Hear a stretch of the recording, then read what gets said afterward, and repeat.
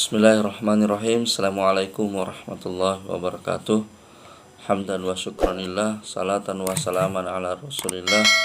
Allahumma salli ala sayyidina Muhammad wa ala alihi wa sahbihi wa mawala. Bersalawat kita kepada Rasulullah karena beliau merupakan panutan Nabi yang diutus oleh Allah Subhanahu wa taala ke muka bumi ini untuk menyempurnakan akhlak manusia. Baik teman-teman yang sama berbahagia, pada segmen berikut ini di materi Al-Quran Hadis kelas 11 dengan judul bertanggung jawab menjaga keluarga atau menjaga amanah, kita akan membahas Quran yang kedua, surah yang kedua, yaitu Al-Quran Surat Toha ayat 132. Baik, langsung saja kita perhatikan pada materi. Dalam Quran Surat Toha ayat 132, Allah Subhanahu wa taala berfirman, A'udzubillahi minasyaitonirrajim. Bismillahirrahmanirrahim. Wa'mur ahlaka bis-shalat wastabir 'alaiha la nas'aluka rizqan nahnu narzuquka wal 'aqibatu lil muttaqin. Artinya, dan perintahkanlah kepada keluargamu untuk melaksanakan sholat dan bersabar dalam mengerjakan sholat itu. Kami tidak meminta rezeki kepadamu, dan kamilah yang akan memberikan kepadamu, dan akibat yang baik di akhirat nanti bagi orang-orang yang bertakwa. Baik teman-teman yang sama berbahagia, ada beberapa hal yang harus kita perhatikan pada ayat ini. Yang pertama, asbabun nusul atau sebab turunnya ayat ini, Quran Surah Toha ayat 132.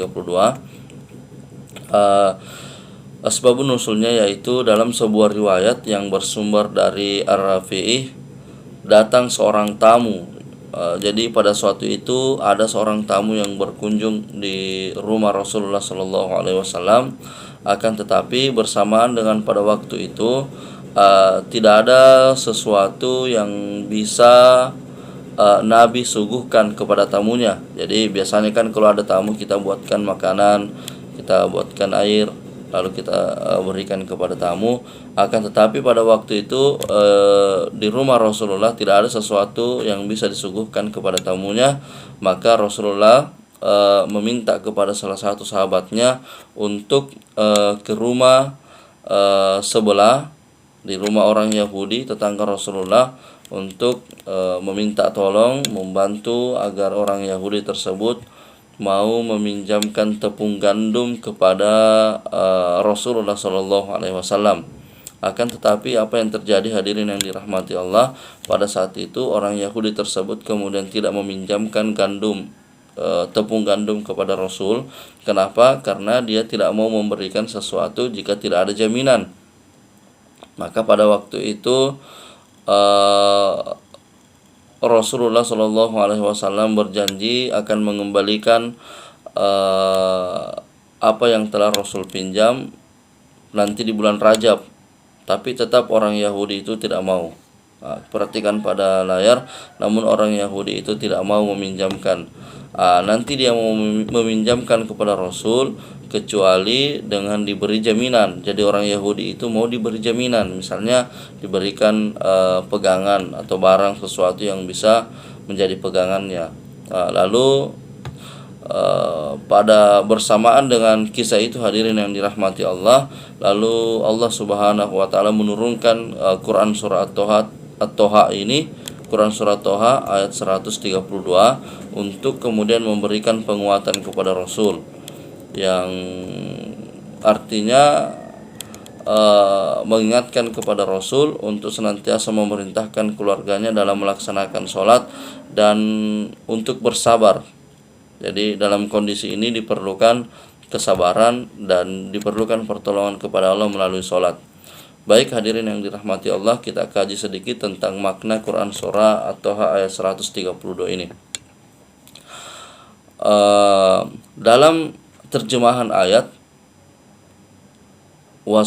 wa'mur ahlaka bis sholat wastabir 'alaiha, dan perintahkan keluargamu melaksanakan sholat dan bersabar dalam mengerjakannya. Poin pertama yang harus kita perhatikan di sini, bahwa setiap kita manusia laki-laki maupun perempuan, kita memiliki kewajiban untuk memerintahkan atau mengingatkan keluarga kita dalam melaksanakan sholat. Kenapa? Karena mereka itu juga merupakan tanggung jawab kita. Jadi ada ibadah yang terkandung di dalam ayat ini, yaitu ibadah sosial. Saling mengajak saudara kita, saling mengingatkan untuk mendekatkan diri kepada Allah dalam melaksanakan sholat.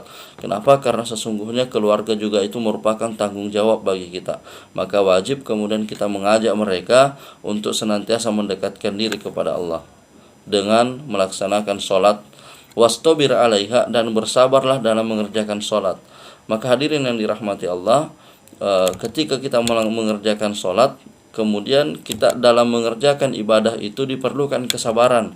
Kenapa? Karena apabila kita tidak sabar dalam melaksanakan sholat itu, maka otomatis hilang juga keikhlasan kita dan akan hilang sifat khusyuk dalam ibadah kita. Kenapa? Karena kita tidak sabar.